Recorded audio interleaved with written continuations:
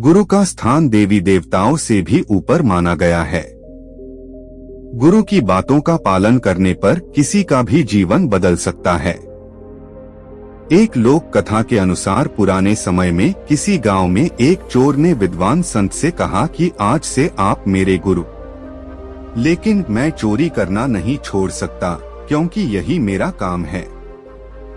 गुरु ने चोर से कहा कि ठीक है, अब से तू मेरा शिष्य है।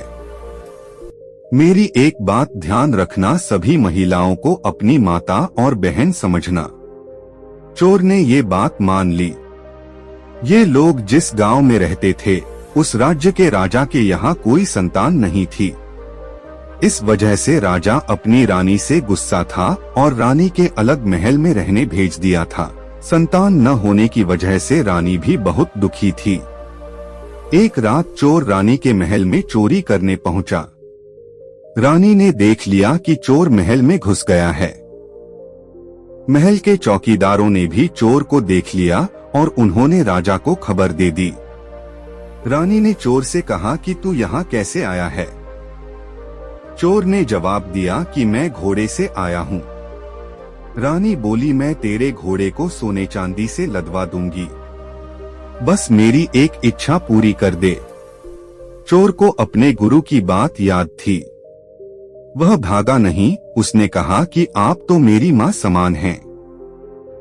मुझे पुत्र समझकर अपनी इच्छा बताएं। मैं चोर हूँ, लेकिन मेरे बस में होगा तो मैं जरूर पूरी करूँगा। राजा ये सब बातें सुन रहा था।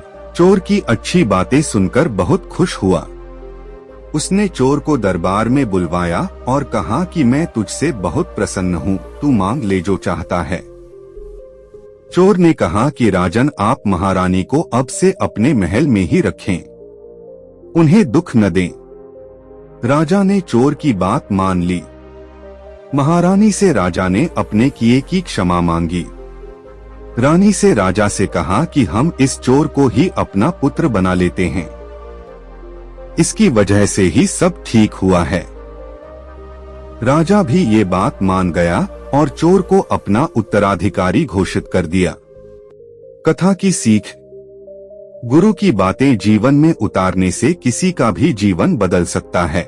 चोर चोरी करता था, लेकिन उसने गुरु के उपदेश को ध्यान रखा और राजा रानी उससे प्रसन्न हो गए। एक चोर का जीवन बदल गया। दोस्तों, आज के इस वीडियो से आपने क्या सीखा वह मुझे कमेंट में बता सकते हैं। इसी के साथ हमें उम्मीद है कि यह वीडियो पसंद आई होगी, तो इस वीडियो को शेयर करें। इसी के साथ चैनल को सब्सक्राइब करें।